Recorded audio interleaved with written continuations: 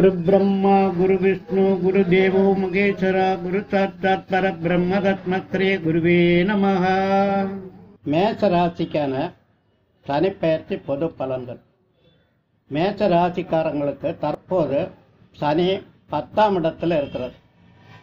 மகர ராசியில் சனி சொந்த வீட்டில் ஆட்சி பெற்றிருக்கிறது. அதனால் இவர்களுடைய தொழில் பல்வேறு மாற்றங்கள் வரும்.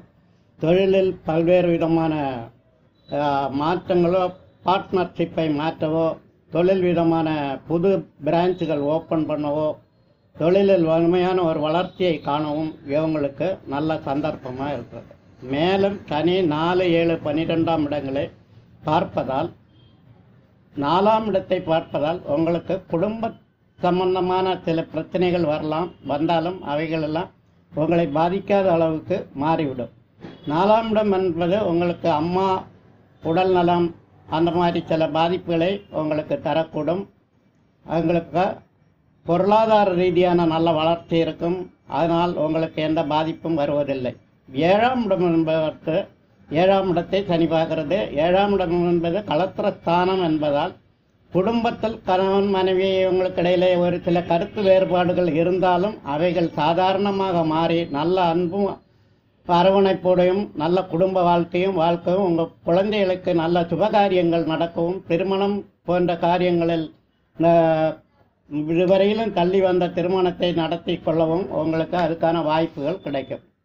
மேலும் 12ஆம் இடத்தை பார்ப்பதால் நீங்கள் எந்த விஷயத்திலும் கொஞ்சம் எச்சரிக்கையாகத்தான் இருக்க வேண்டும். விரயஸ்தானத்தை விரயஸ்தானம் குருவனுடைய வீடாக அமைந்திருக்கிறதுனால உங்களுக்கு பணம் நல்ல சுப விரயங்களுக்காக செலவாகி விடலாம். வீடு கட்டலாம், இல்லை திருமணம், சுப காரியங்கள், பிறருடைய திருமணங்களுக்கு உதவி, கோவில் திருப்பணிகளுக்கு உங்களுடைய பணங்கள், இந்த மாதிரிப்பட்ட இதுகளுக்கு நீங்கள் உதவி செய்வது மிக மிக நன்மையாக இருக்கும். அந்த மாதிரி ஒரு சந்தர்ப்பம் உங்களுக்கு கிடைக்கும். சாதாரணமாக மேஷ ராசிக்காரங்க எப்பவுமே ஒரு தைரியமானவர்கள், எதையும் தலைமை தாங்கி நடத்தும் துணிச்சலுடையவர்கள். ஆகையினால் இவர்களுக்கு அரசியலில் சில சந்தர்ப்பங்கள் கிடைக்கலாம். வாய்ப்புகள் கிடைக்கும் வாய்ப்புகள் உள்ளன. மேலும் இவர்கள் இன்ஜினியரிங் சம்பந்தமான பொறியியல் துறையில் தொழில் செய்பவர்கள், டாக்டர் தொழில் செய்பவர்கள், இவர்களெல்லாம் தங்களுடைய தொழிலில் ரொம்ப மேன்மையாக வளர்ச்சி அடைய காணலாம். பொருளாதார வளர்ச்சியும் அடையக்கூடும். மேலும் இவர்களுக்கு இந்த பல்வேறு விதமான வளர்ச்சிகளை அடைந்து புது இடங்கள் வாங்கவோ, புது பில்டிங் கட்டவோ, புது இடங்களில் சாதாரணமான பேரு புகழ் இவைகளை பெறவும் இவங்களுக்கு வாய்ப்பு உள்ளன. அப்படி இந்த சனிப்பெயர்ச்சி பீரியட் ரொம்ப ரொம்ப நல்ல பலன்களை இவங்களுக்கு அளிக்கும் என்பதில் எந்த விதமான சந்தேகமும் இல்லை. 27ஆம் தேதி 27/12/2022 ஆரம்பமாகி அடுத்த 2022 12வது மாதம் வரை 1 வருட காலங்கள் சூரியனுடைய நட்சத்திரத்தில் சனி சஞ்சரிப்பதால் இவங்களுக்கு நல்ல ஒரு வாய்ப்பு, வருமானங்களும் கிடைக்க வாய்ப்புள்ளன. மேலும் அது தொடர்ந்து வரக்கூடிய 2வது வருஷம் 26/12/2022 23 வருட காலங்களில் சந்திரனில் சஞ்சரிப்பதால் இவங்களுக்கு வெளிநாடு பயணங்கள், குழந்தைகளுக்கு வெளிநாட்டில் உள்ள படிப்பு, இப்படி போன்ற நல்ல காரியங்களும் கலப்பு பலன்களை அளிக்கும். 7 குடும்பத்தை விட்டு வெளியில் சென்று சில நேரங்களில் தனியாக வசிக்க வேண்டிய சூழ்நிலை கூட இவர்களுக்கு வரலாம். மொத்தமாக 7.5 சனி இவங்களுக்கு நல்ல ஒரு பலனையை அளிக்கும். சனியை வழிபடுவதற்கான பரிகாரங்கள் ஏராளம் உள்ளன. அவைகளை தங்களுடைய வசதிக்கேற்ற மாதிரி தங்களுடைய வீட்டு பக்கத்தில் அமைந்துள்ள கோவில்களில் சென்று பரிகாரங்கள் செய்து விடுங்கள். இங்கே கொரோனா பீரியடாக இருப்பதால் நீங்கள் நீண்ட தூரம் சென்று காரில் சென்று கோவிலை தேடி பிடித்துதான் பரிகாரம் பண்ண வேண்டும் என்று நாங்கள் கூறவில்லை. சங்கடம் தீர்த்திடும் சனி பகவானே, மங்களம் பொங்கிட மனமைத்திடுவாய், சக்கரவிண்டி சகானரியில் இச்சகம் வாழ இன்னருள் தாத்தா போன்ற எல்லா சனிக்கிழமையிலும் விரதம் இருந்து அன்று எண்ணெய் தீபம் ஏற்றி 108 தடவை வலம் வந்து சனியை வழிபடலாம்.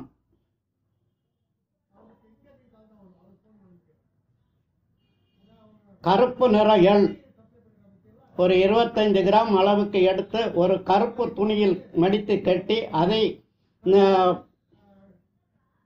வெள்ளிக்கிழமை அன்று தூங்கும்போது தலைக்கு அடியில் வைத்துவிட்டு மறுநாள் காலையில் சனிக்கிழமை அதை எடுத்து எள்ளை 3ஆக பிரித்து ஒரு பகுதியை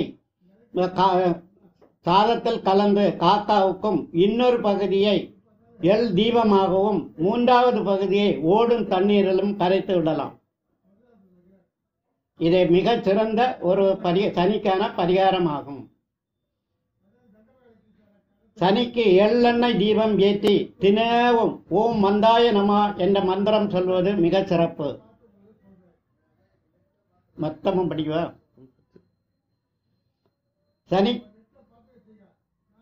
சனிக்கு பச்சை அரிசி, சர்க்கரை, தேங்காய், நீல நிற பூக்கள், எள், அவல், பூசணிக்காய், கற்பூரம், சந்தனம், வெற்றிலைப்பாக்கு இவைகளை படைத்து பூஜித்து குவளை மலர் இவளை வைத்து பூஜித்து சனிக்கிழமைகளில் பூஜிப்பது மிக சிறப்பு. சனிக்கிழமை அல்லது பரிகார நபர்கள் பிறந்த நாளன்று ஆஞ்சநேயருக்கு வெற்றிலை மாலை அணிவித்து வெற்றிலை மாலை அல்லது துளசி மாலை அணிவித்து வழிபடுவது மிக சிறப்பாகும். மேலும் விநாயகர் சதுர்த்தி மற்றும் பரிகார நபர்கள் பிறந்த கிழமைகளில் விநாயகருக்கு அர்ச்சனை செய்து தேங்காய் உடைத்து வழிபடுவது மிக சிறப்பு. கருப்பு ஆடை அணிந்து சபரிமலைக்கு செல்பவர்களுக்கு உதவி செய்யலாம்.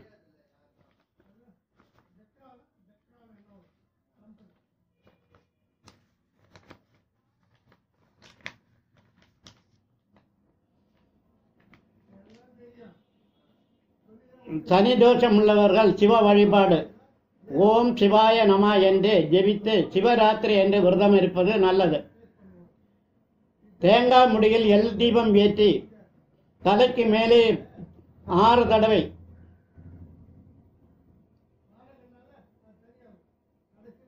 தலைக்கு மேலே வயதுக்கு ஏற்றவாறு சுற்றுவது.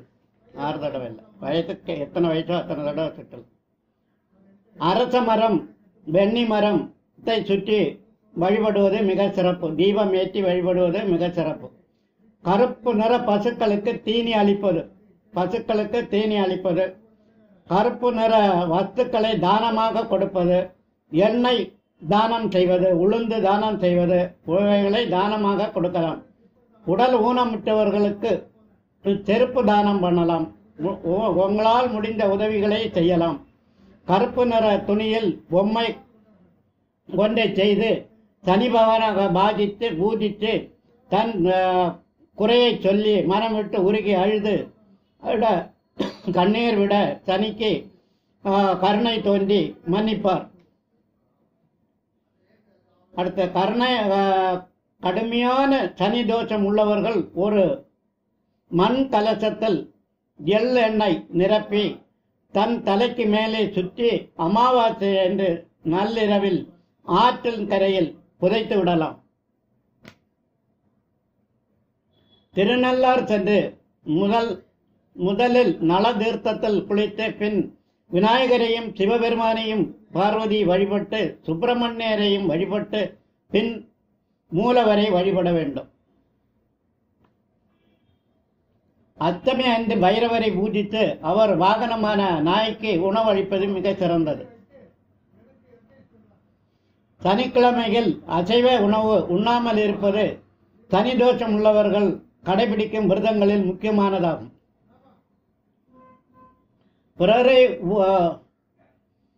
பிறர் உபயோகித்த பொருட்களை, செருப்பு, துணி போன்றவைகளை உபயோகிக்காமல், பழைய துணிகளை உபயோகிக்காமல் இருப்பது மிக நல்லது.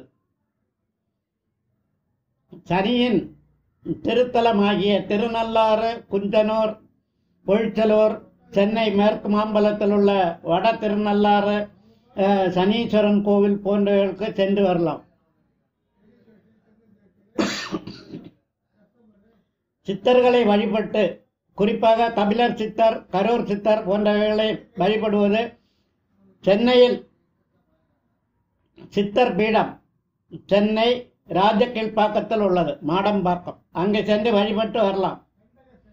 வீட்டிற்கு வெளியே போவோர் முதலில் தெற்கு பார்த்து சற்று தூரம் நடந்து விட்டு திரும்பி சுபகாரியங்களுக்கு செல்வது சனியினுடைய தோஷங்களில் நின்று விடுபடலாம்.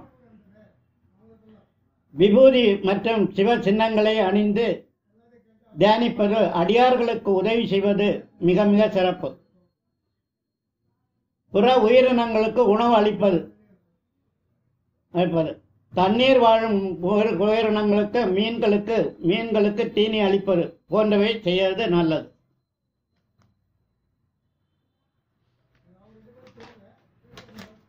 கோளார் பதியம் படிக்கலாம்.